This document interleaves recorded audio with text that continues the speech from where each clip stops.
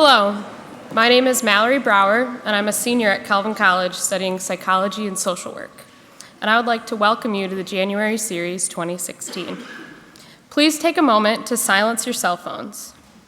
And while you're doing so, we would like to give a special welcome today to 3 of our 48 remote webcast sites: South Windsor, Connecticut, Bradenton, Florida, and Portland, Michigan. Welcome. We will be gathering questions today through Q&A cards available with our ushers, or by email or Twitter. So feel free to think of those questions during the presentation and start sending them in. Our moderator, Rick Truer, will gather the questions and present them at the end if time is allowed. And now, if you all please pray with me. Dear Lord, thank you for this day that you have so graciously given us, and for traveling mercies that have brought us all here today.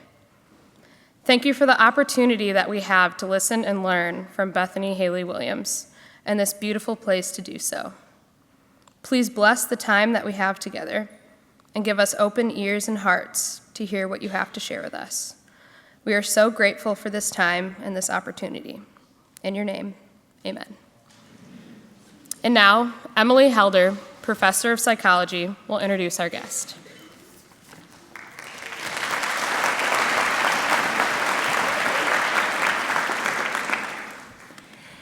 Helen Keller once said, "Although the world is full of suffering, it is full also of the overcoming of it."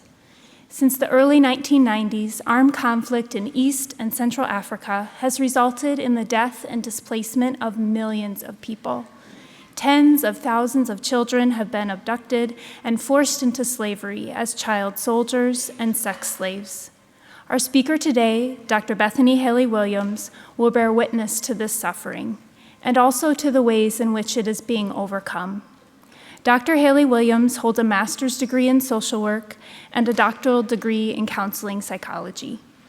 The organization that she founded and now runs with her husband, Exile International, partners with and trains local leaders in Uganda and the Democratic Republic of Congo to provide counseling and holistic care to former child soldiers and other children affected by war.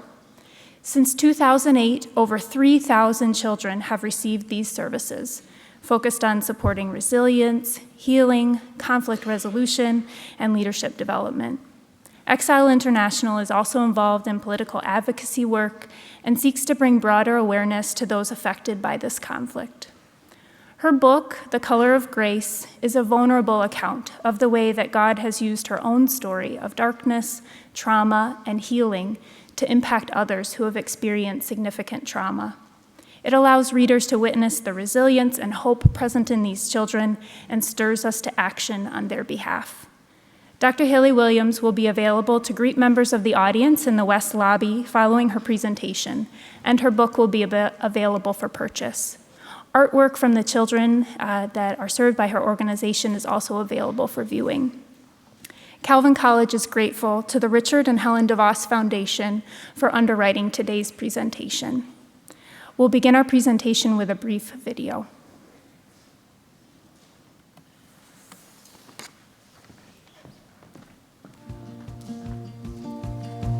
My story actually starts when I was a little girl. My father was a preacher at a small country church, and I loved mission work. I loved Africa ever since I was young. I was married at 21. I had this dream of my marriage being this spiritual partnership and being perfect, and in reality, I just begged God to save my marriage for years. The marriage ended up ending in a very painful divorce. Broken decisions were made out of broken places, and I was really just immersed in shame. I just thought my life was over, and I didn't understand how God could ever use me again. That led me down the road into a severe depression, and even at one point I became suicidal. I ended up in a treatment center for post-traumatic stress disorder, and I'd hit the bottom. I didn't really have any choice except to reach up, even though I didn't know how. I had to reach out for help. I actually sold my car to pay for treatment. And so one Sunday, I walked to the nearest church, and there was a man speaking who had survived the Rwandan genocide, and he was talking about how God used his past to help others in Africa. So I ended up actually going to Congo for the first time with the organization that he founded 2 years after I graduated treatment. I was just in awe of the children that I met on that trip to Congo. They were in the middle of a war zone, but they danced and they played and they laughed. And it was on that trip that I met children so traumatized that they couldn't speak, that I heard stories of child slaves who were forced to kill. And I didn't have a place to put that in my head. Sometimes something touches your heart so deeply that doing nothing isn't an option anymore, and it becomes more about finding a way than it does about finding excuses. I just kept thinking, what if these were my children? I wouldn't have the option to look away, and so I decided I would fight for them. I didn't have a 5-year plan, and I didn't have a large sum of money to fund the vision. I just started putting one step in front of the other and prayed that God would step into the gap, and that's how Exile International was started. I met Matthew around 3 years after Exile International was founded. A mutual friend connected us, and he was actually doing work with sex trafficking victims and survivors of trauma internationally, and he was looking for an organization to work with. He was a counselor, and so we started working together and cautiously dated for a couple of years and ended up getting married, and now we run the ministry together.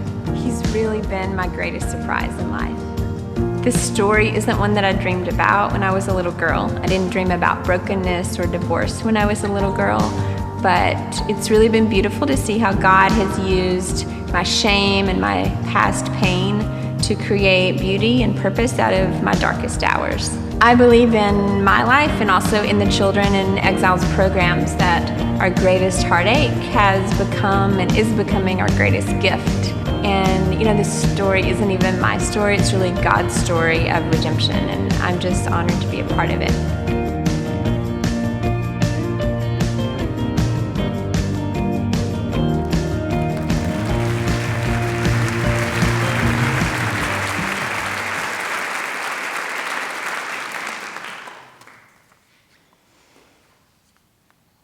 There are some things in life that you are not supposed to survive, but you do.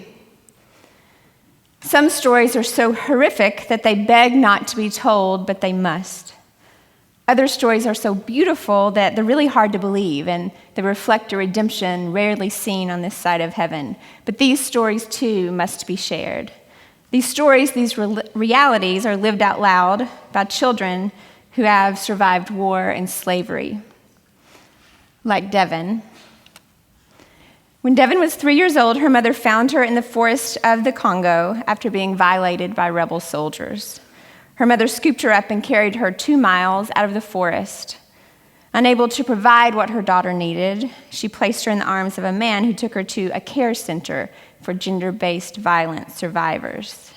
And now a teenager, she is radiant, and she is a leader in her community, and her smile and her song tell a story of survival. Why is she so strong today? Because someone believed in her. Because someone believed that she was larger than her past and stronger than her greatest pain. Nelson is a timid and strong young man. He also lives in Uganda.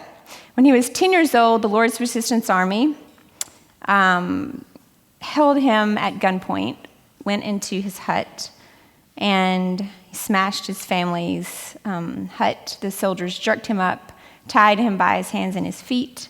For 2 days, he was prodded by the butt of a rifle, led deep into the forest, and slowly brainwashed. He was trained to use a gun, and he became a child soldier.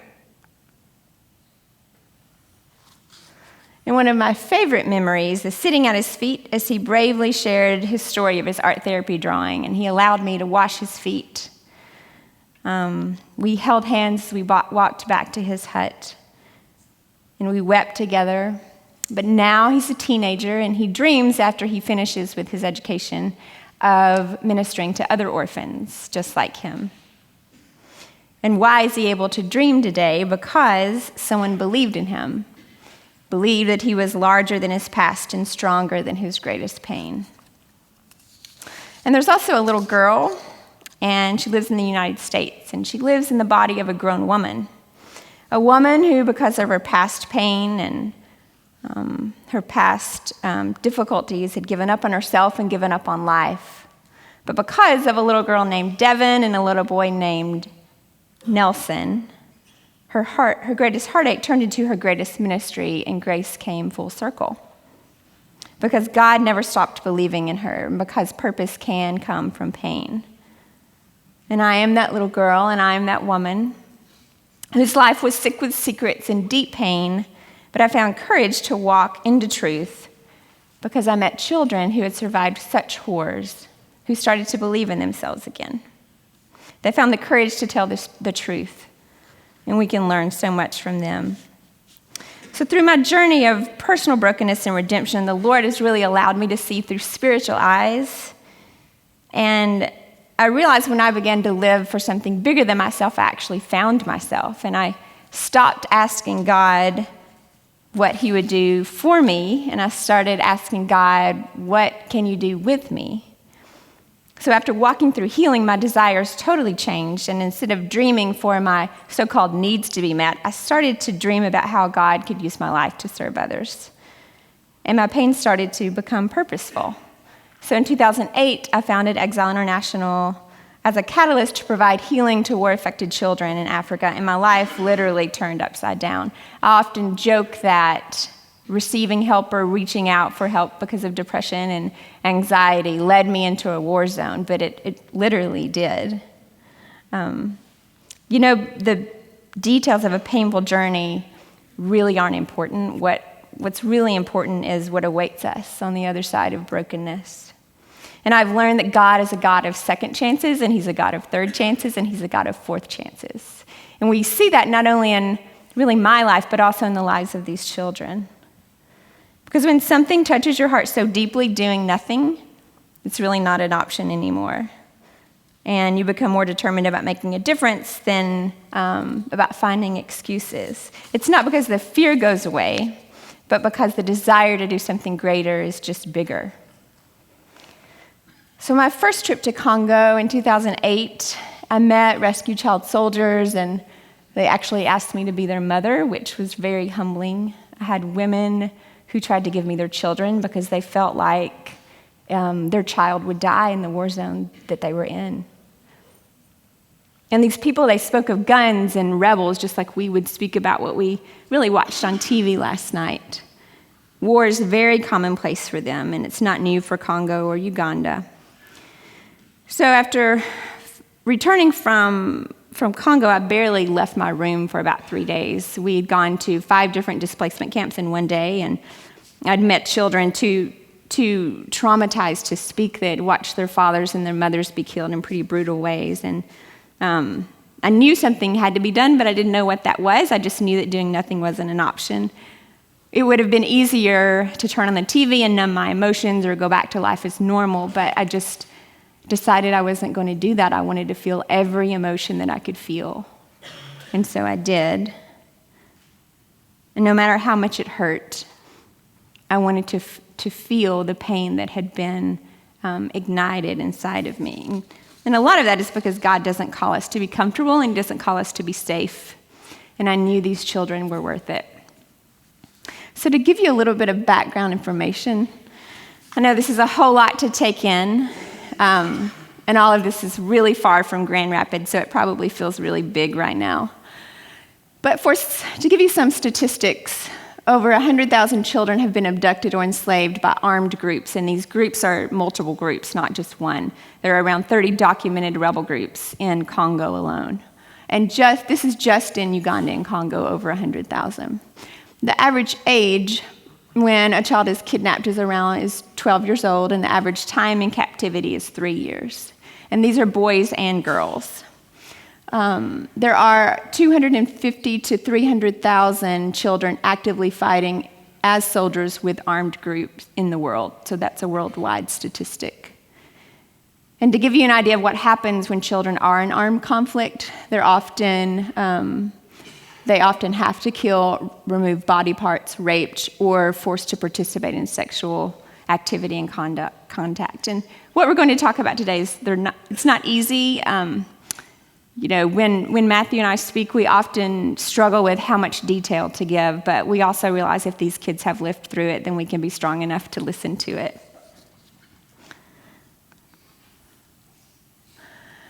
So, children in armed conflict, really this is what happens kind of after they experience trauma. Chronic exposure to violence and death is something that they experience regularly. They experience loss of parents and siblings and family. Many are orphaned because of parents and family or abduction or separation. They're often unable to go back to their villages because they are ostracized after they have become a part of a rebel group. Obviously forced to participate in violence, murder, sexual violence, and torture. And we don't use the word torture very lightly, so if you hear me use that word, just know that I don't use that word very lightly. So, of course, PTSD is present. There was actually a statistic out of Sierra Leone with child soldiers, and around 90% of them had PTSD symptoms. So, of course, this includes anxiety and flashbacks and nightmares, hypervigilance.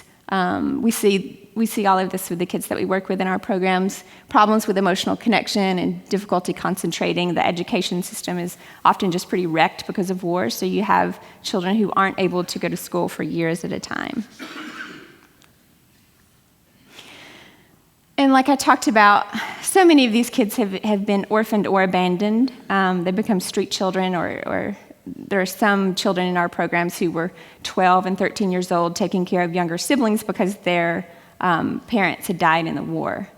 So we really believe that if a child has been orphaned or abandoned, then that child then becomes a child of the church. It becomes my child. It becomes your child. And it's really an honor because we feel like we're caring for Jesus, and we take that very seriously.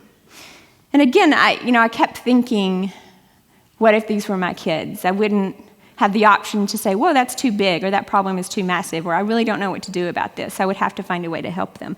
And that's really how I looked at it.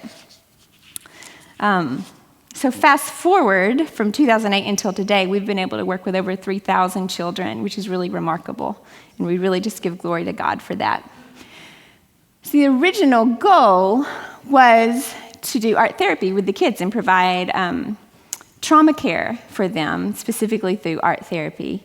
And the more research that I did in Uganda, I realized that there are a lot of organizations in northern Uganda who are actually using art, dance, drama, and music to provide healing and rehabilitation to some of the child soldiers who were rescued from Joseph Kony's army. In that area of the world, in northern Uganda, the LRA has captured over 50,000 children, which is a remarkable statistic, and that comes from the United Nations.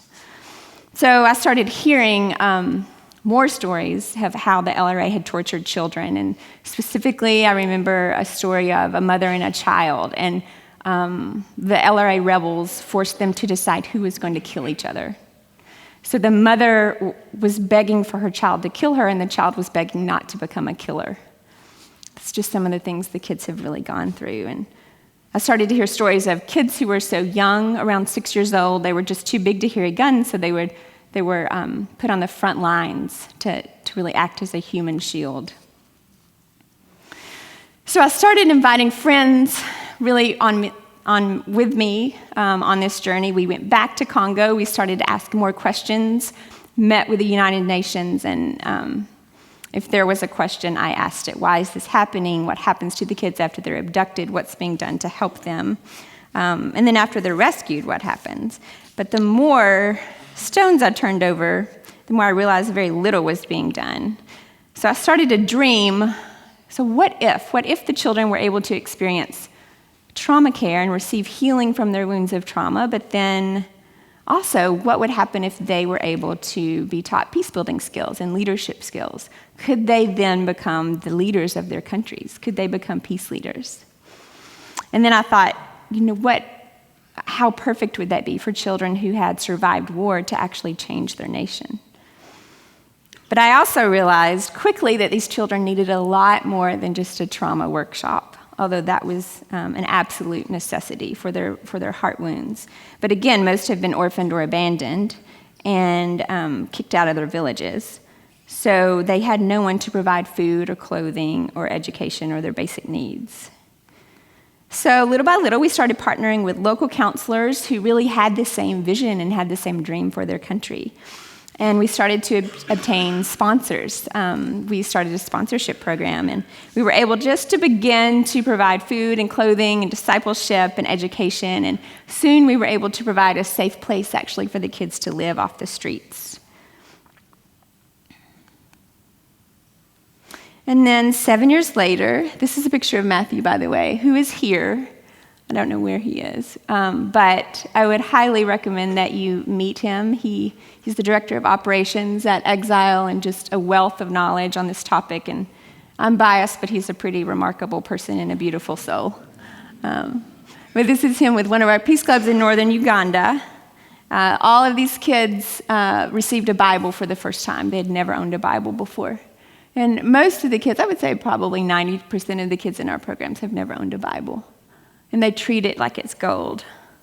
So 7 years later, there are over 1,000 kids in our weekly peace clubs, and that really is expressive art therapy and trauma care groups that happen consistently and regularly.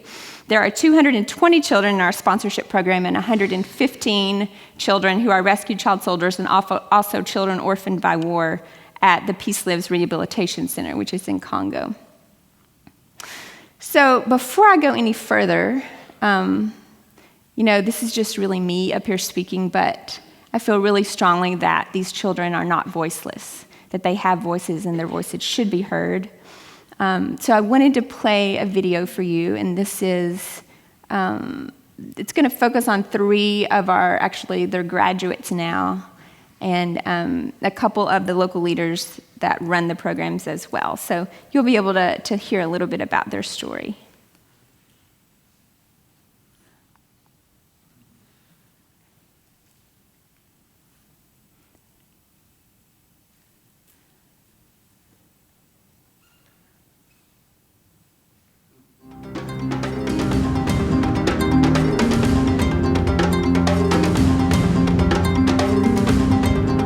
When I was 10 years old, rebels came to our village. They always attacked and looted at night. They would take the women out into the forest and rape them. They attacked us and kidnapped me and forced me to go into the woods. That's where they started teaching us how to be soldiers in their army. We were forced to go. I was 14 years old and in secondary school when they took us away. They asked who wanted to go home and who wanted to go with them. Some said they wanted to go back home. Those that raised their hands to go home were shot right there and then. They killed 4 kids right in front of me. Then they taught us how to steal, to kill, and how to attack others. They taught us every evil thing you can imagine. I remember the first person I ever shot and killed. I watched him fall. At that moment, I felt something change within me. It's not like we taught ourselves to kill. It was what they taught us. I met one of the child and he told me that he has been able to kill 100 people, 200 people. I watched people die like wild animals. Most of the time, those children are not accepted because they are saying that they are rebels and they can do bad things. They ask, how can you help us? When we receive a new child here at the center, we listen to him, as that is his greatest need. It's necessary that he tell us his story. How did he get kidnapped? What did they force him to do? And then we can help him, depending on his degree of trauma. The second program is teaching them peace. We teach about how they can forgive others and understand that they can be forgiven, and then how they can build peace in their village. Earlier on, I didn't want to talk to anyone because I felt like I was going crazy. Now we've learned to talk about these things with others. The teachings on trauma are really helping me. I am beginning to see the fear become less strong as I am healing. So two of those youth are in university. And this is Kavira, the young lady that you just heard. And she's actually in university to receive her degree in counseling, so she can come back and be a counselor at the center. It's pretty amazing. I do want to tell you a little bit more about a couple of these young men. This is Bahati. We don't use their right names, their correct names, just to protect their identity, so it's hard for me when I have to call him by a different name.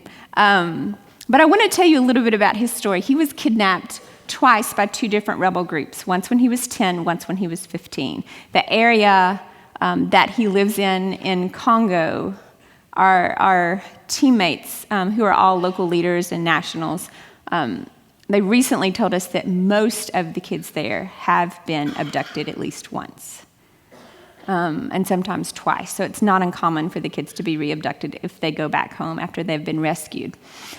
But he came to the program and super tearful, had a really hard time in school, but he started to kind of develop these leadership skills with the youth choir at church. And so that became his thing, the younger kids. This was his choir. And he loved to teach them and he loved to sing.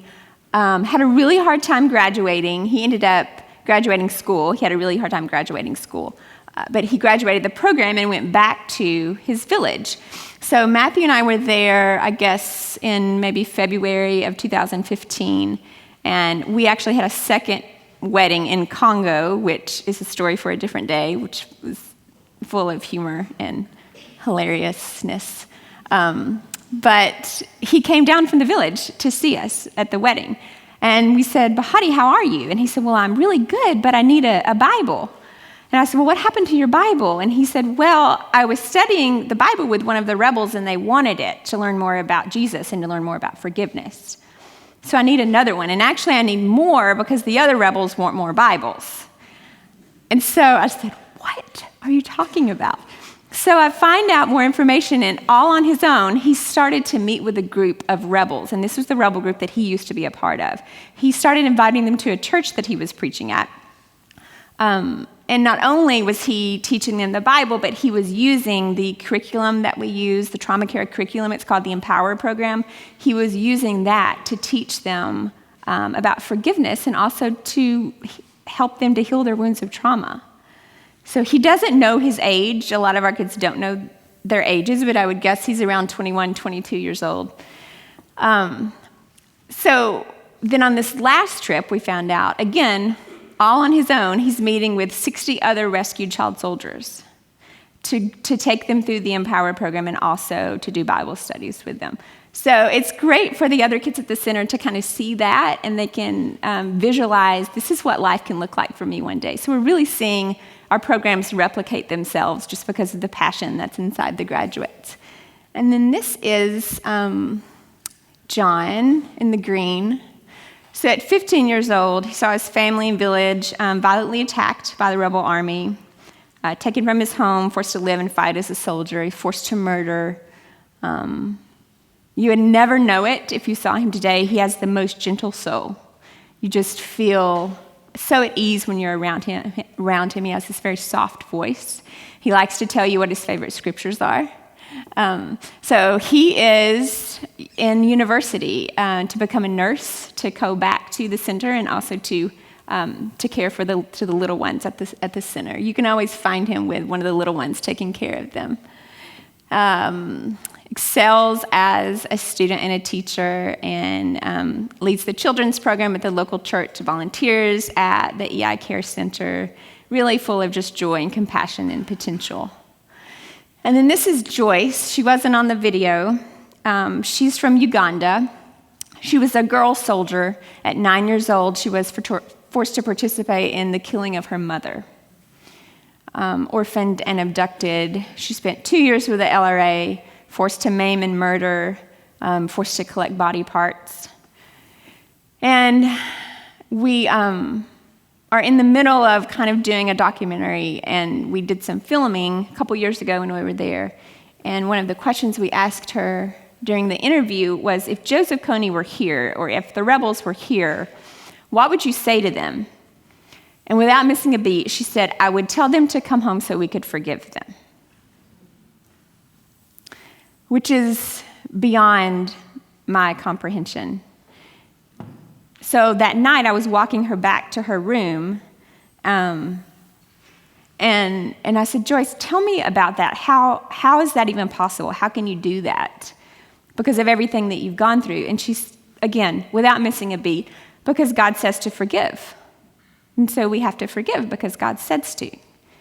And the children will often say, if we don't forgive, the peace won't come. So there's a knowledge that it has to start with me. I have to be able to forgive so that the peace will eventually come. And in another kind of activity to allow the children to have their stories to be heard and their voices to be heard, we invited the children to write letters to President Obama. This was a couple years ago, and this is one of the kids writing a letter. Matthew actually collected these letters. He came back with about 200 of them, and really, in a remarkable, miraculous turn of events, we were actually able to deliver those to the White House. We really wanted the president and the administration to understand firsthand what these kids have gone through. So in passing laws to make a difference in the war on the ground, we wanted them to understand what it was like for the kids firsthand. And so I wanted to actually read. In the book, there are, I think, 4 letters. And I was going to read these to you. I wanted to make sure when I wrote the book, I wanted to make sure it wasn't just my words there, so we included some of these as well. And actually, I also asked the kids to write a letter to the world because I wanted to include that in the ending of the book. And almost all of them wanted to write about forgiveness. That's the message they wanted to send to the world. So this may be a little difficult to read just because of the penmanship. It says, I was abducted in 2012 when I was 9 years old, and I came back in 2004. This is how I was treated in captivity. I was made to carry heavy loads. The rebels beat me with a panger. Sometimes I say panga, which is a machete. And the worst of it was that when they made me carry the head of my brother that they had cut off, and my brother's blood was all over my clothes. This still disturbs me up to now. We, as the children of northern Uganda, don't want this war to continue. We don't want the children of DR Congo and Central African Republic to suffer like us in northern Uganda. I thank you for the great work towards peace in Uganda. And this is another letter. I got a bullet shot in my cheek near my eye, and indeed it damaged my eye, left eye. Now I'm using only one eye. When my friend tried to escape, they were killed before us, or cut using a panga before us, or even they picked some of us to kill him or her, to discourage us from escaping. Since we were young, we feared it so much, hence not escaping. Sometimes we walk for 2 days and 2 nights without food or rest.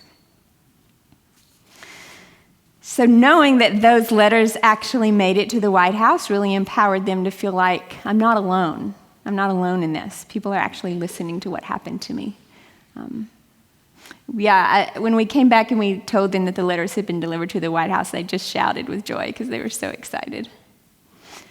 So I wanted to tell you a little bit about the program that we use. And this is a model that we developed. It's called the Hope Initiative. But it's a long-term 3-part care model. And all of this is curricula-based. So the kids walk through three different curriculum. One is trauma care, emotional strength, and forgiveness, and that's the Empower program that I mentioned before. The second is peace building, conflict resolution skills training, and it's a youth workbook that they walk through and they learn conflict resolution skills and peace building skills. And then there's a leadership skills curriculum that was created by a survivor of war, a young man in Congo, and uses the stories of Nelson Mandela and Desmond Tutu to help them to kind of learn what healthy leadership skills look like. We've seen a great change in the kids who have gone through all 3 of those. There's a remarkable change in them. So we also use art and expression. How many people have been to Africa? You can raise your hand. Okay. How many people, while you were in Africa, saw dancing, singing, some kind of drama in the middle of a village or in the street or somewhere random? Okay. You know, what we've learned is this is just a common language. Art, dance, and drama, storytelling. And so it's really beautiful to actually use that language as a part of their healing. It's just very, very natural. So in the research that I did in Uganda, I really found out how important that was. And so we've taken that to the different parts of northern Uganda where we work, and then also to our programs in Congo. So I'm just going to walk you through some different exercises that we do with the children. So drawing definitely is part of what we do. You'll see this handkerchief. An activity that we do with the children is handkerchief drawings. And we talk about handkerchiefs capturing the children's tears. And we give them 2 handkerchiefs, one to draw their hopes and their dreams and one to draw their heartaches. And you can see, if you look closely, and I'll fast forward to some different art drawings, but they often will draw, for their heartache drawing, dead bodies and guns and burning huts. It's just really trapped inside of their head, and they need to get that out. They may not be able to get that out with words, and it's easier for them to release that pain by drawing it or in doing dramas of some sort. And then they're able to take that drawing and stand up in front of the group, and if they feel comfortable, share their story. It's like a catalyst to be able to share their story. Here are a couple other drawings. You'll see guns and bullets, fire. We see fire a lot. In the middle it says, God, where are you?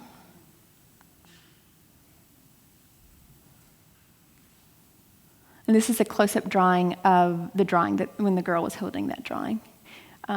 In the middle it says, God love all the world. So we also use drama. Here one of the boys is using a gun that he actually made, which is remarkable, using, I think, corn, shuck, and just different, whatever really they had.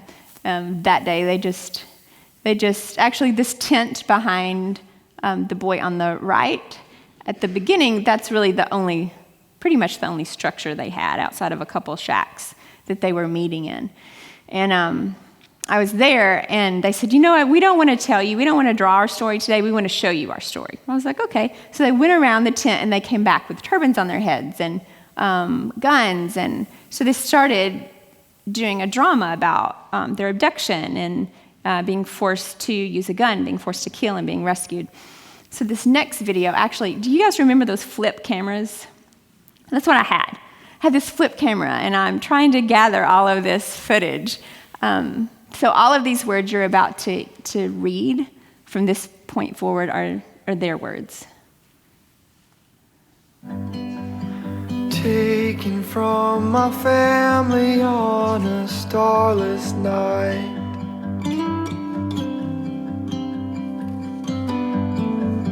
beaten, almost dead. I wish that I could run or fight.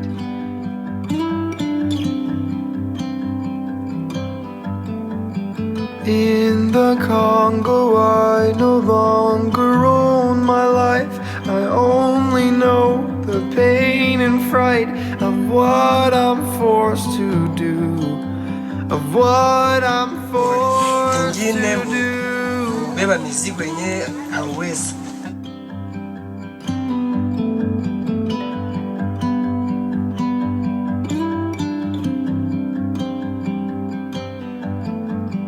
In the hole, pressed against my brothers in the stench and slime.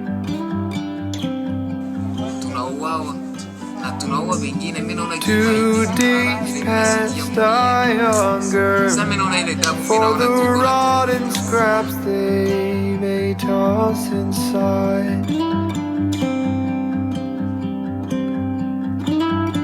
Let me out, I'll train and promise not to run. Though I'm too small to hold a gun, I'll stand out front, wait and see.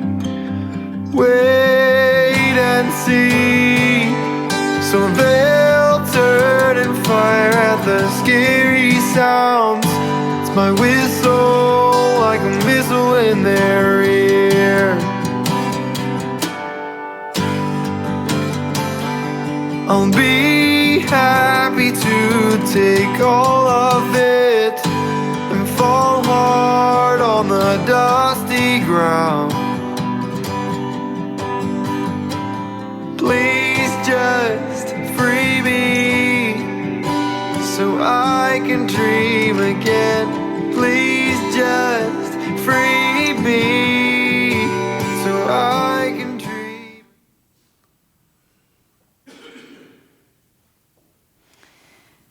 We also use song and music and poetry in the work that we do. This is a handkerchief drawing of a young man. He's a remarkable young man. He has a book about this thick full of songs that he's written. He was a child soldier at a young age, I think 10. He was abducted.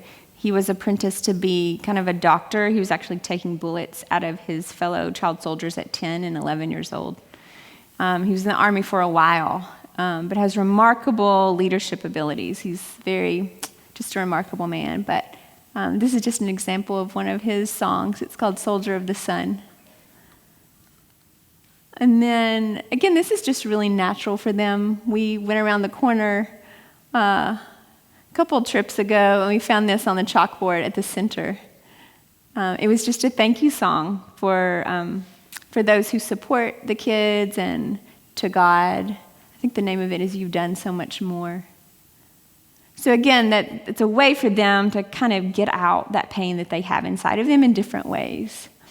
Another activity we do, which I love, it's seed papers. So we'll give the kids, it's just little pieces of paper that actually have seeds in the paper, and then they write on the paper what they need to surrender, what they're holding in. So this young man was a problem of war, which probably meant memories that he's holding in. Sometimes it says nightmares. And they bury that paper under the ground and pour water on it, and then flowers bloom. So it's a reminder that beauty can come out of pain and that there's hope beyond their darkness. And they're wildflowers. So actually they tend to come back year after year, which is really neat. And then, of course, guided imagery and prayer and breathing. We talk a lot about breathing through the pain and what to do in a nightmare and what to do in a flashback, just so that they have those skills. When you hear them pray, it's just, it's like an aroma to the Lord, because they truly feel like that God not only has saved them spiritually, but also physically, that they are alive because of God. And so you see that reflected in their prayers, or you hear that reflected in their prayers. And then, of course, play. You know, so many of these kids have just lost their childhood. They weren't able to play when they wanted to play, or they were afraid of things that children shouldn't be afraid of, bombs and bullets and things like that. So there's a lot of dancing and a lot of playing and a lot of just having fun together. So I realized that, this is clearly a heavy topic, and I think I mentioned before that we struggle with how many details to share whenever we speak. And it's natural, I think, for us to point our finger at God and to ask the question, where were you? Well, how did you allow all of this to happen? But at the beginning, I did struggle with that question, but I realized really the answer, or maybe we were asking the wrong question. Maybe the question really is, where are we in all of this? Because he is actually with them. He's beside of them, even in their darkest hours, just like he's beside of us in our darkest hours, when they were running in the bush or afraid to sleep. He was actually with them and beside of them. And I believe that he's closest to us in our darkest hour, in our deepest pain. So the question we should be asking maybe is not, where are you, God? Perhaps the question should be, where are we? And I believe that when we begin living for something bigger than ourselves, then we find ourselves, and we find our purpose, and we find our song. And that doesn't have to be around the world. That could be right next to you right now. Sometimes I think that we wait for our purpose. We wait until we find our purpose for our lives to start. But maybe our purpose is actually, or our passion is found in living out our purpose, and our purpose is actually just living out the gospel. And sometimes, again, that's just right around us or our next door neighbor.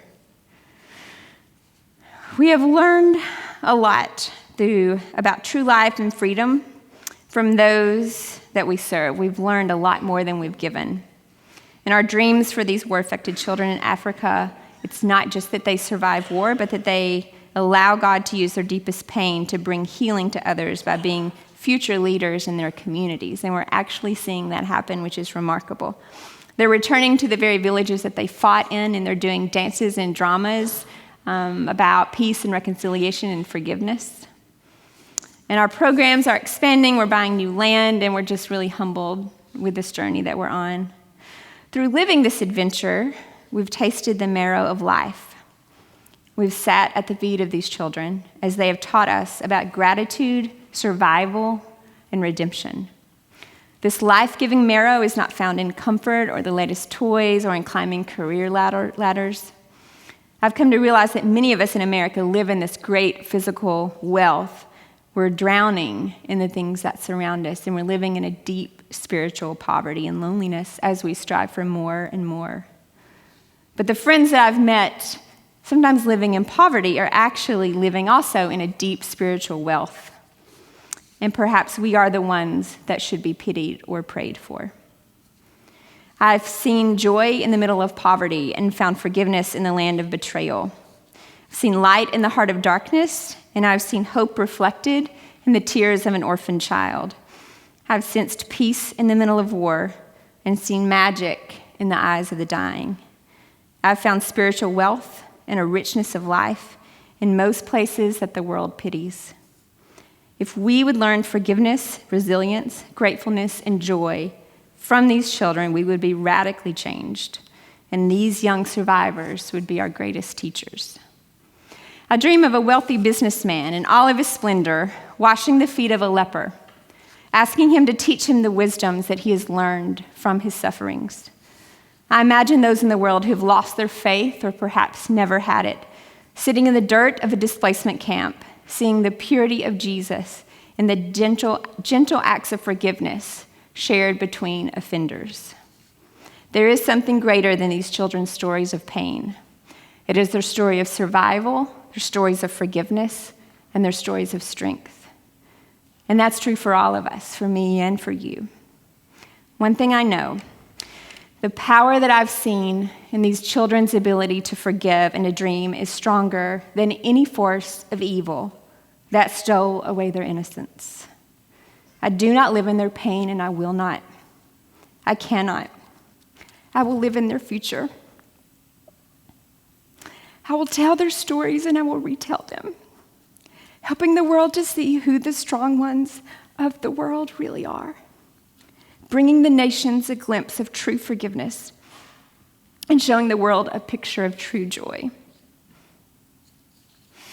World change. I want to end this talk actually by giving you 3 different encouragements.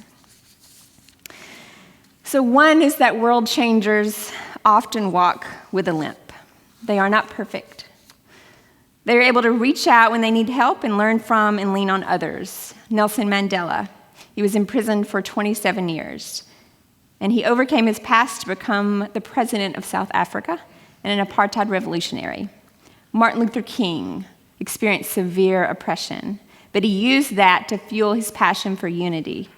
And then there is Bahati, abducted twice, didn't think he would graduate school, but he never quit. And so now he's leading rebels to Jesus and teaching them also about forgiveness.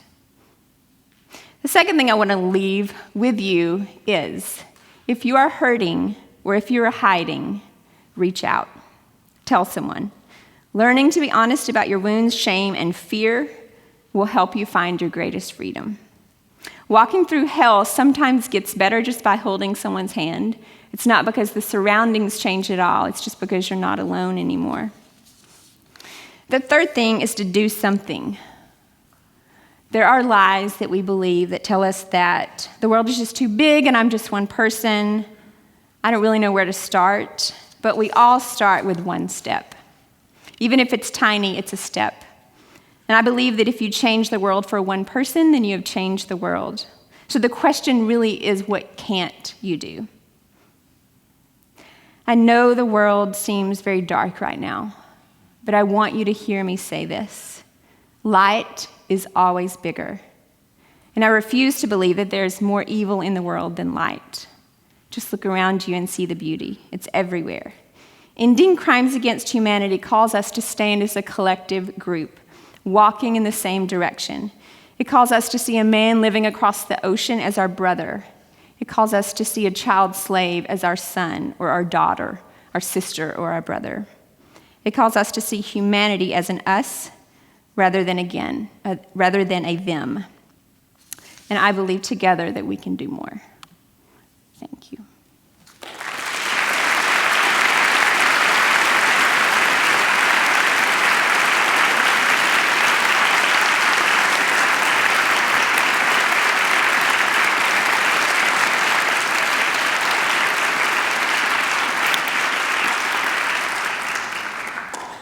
We have some time for questions and answers, so if you have a card on that has a question written on it and want to hold that up, they'll be collected and brought down to the front. Otherwise, use the hashtag January Series on Twitter or send an email to jseries@calvin.edu.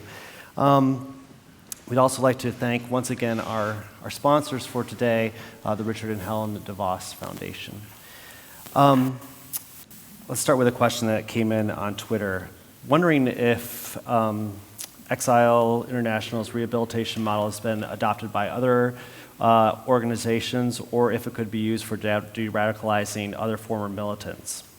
Yeah, that's a great question. The total model has not. The Empower program, which is the core of our trauma care program, is used by multiple organizations. That's not a program that we actually wrote. It was written by a psychologist actually in Australia. So we've actually trained other groups who work with other, children who are emotionally wounded on how to use that program. But other than that, no. Okay, great.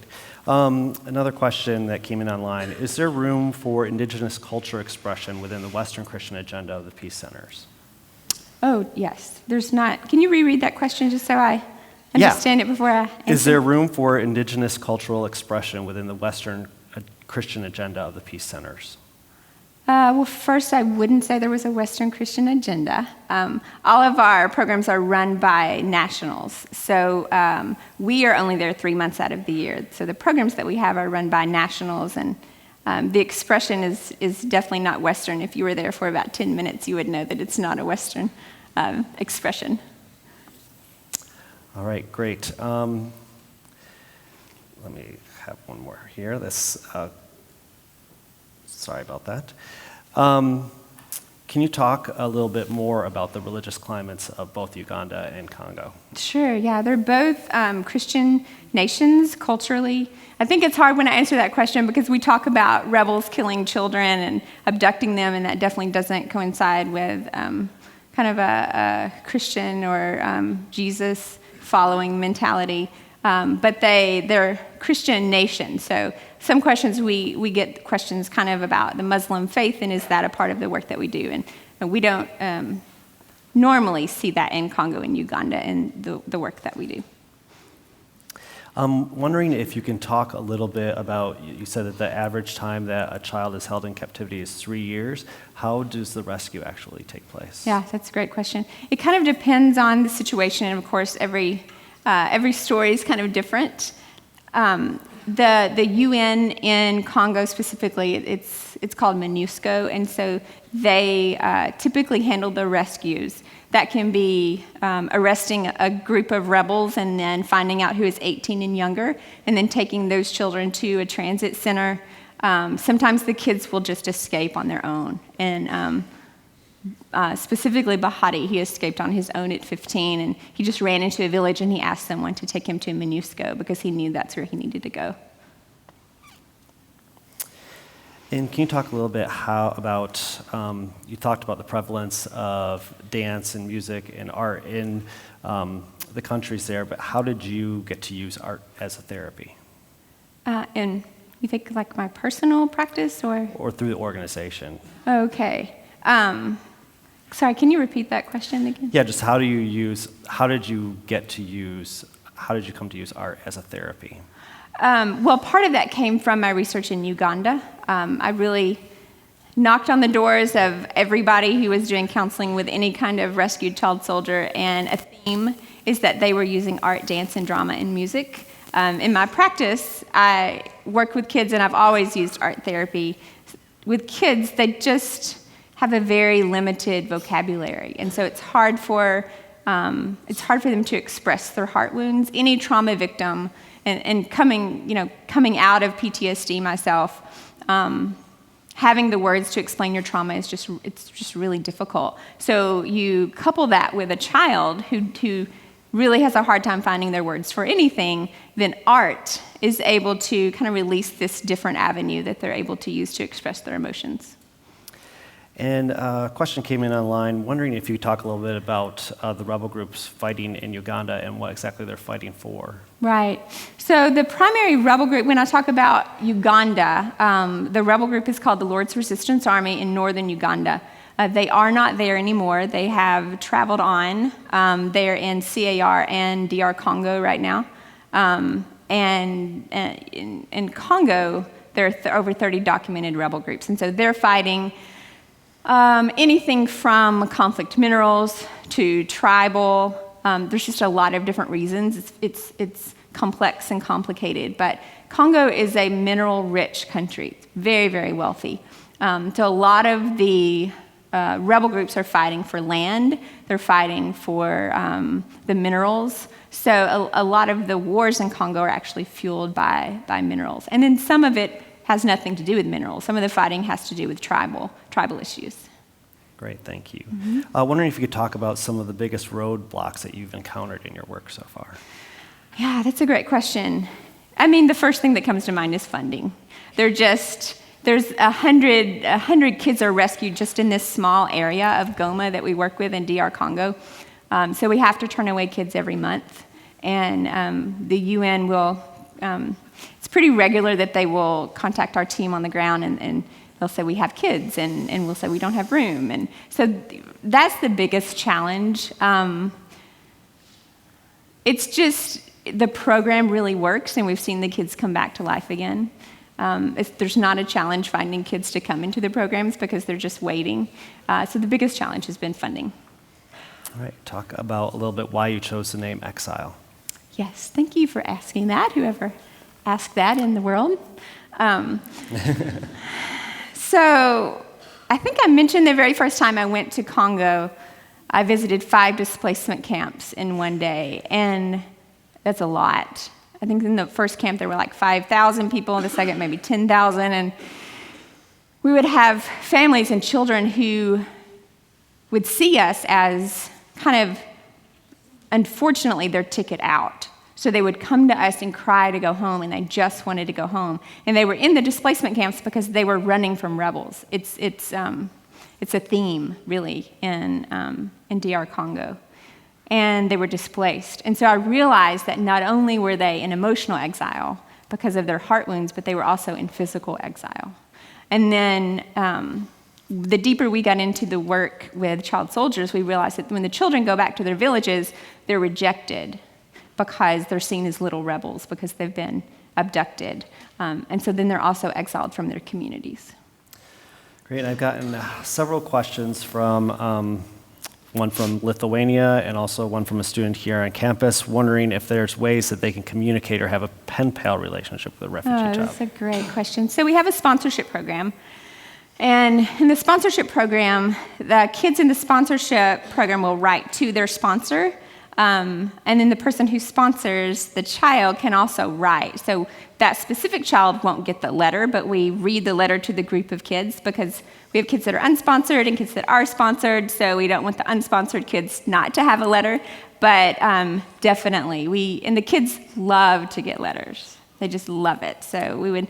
So to get more information about that, you can visit our website, exileinternational.org, or you can email us at info@exileinternational.org. All right, and then finally, if you could talk a little bit about, with all the darkness that you see through your work, what gives you hope and joy? I love that question. I mentioned this in a class that we spoke at earlier. Matthew and I spoke at a class earlier, but I had a mentor in the very beginning when I started doing this work, and I asked her that very question, and she said, I choose to live in the hope. I choose to live in the light. So from all of the darkness that you've heard today and all of the pain, you've definitely seen and heard the light in all of it as well, and so that's where we choose to live. We choose to live there. Great, thank you. Bethany will be available to sign books in the lobby and to see the artwork out there. Please thank her for coming today.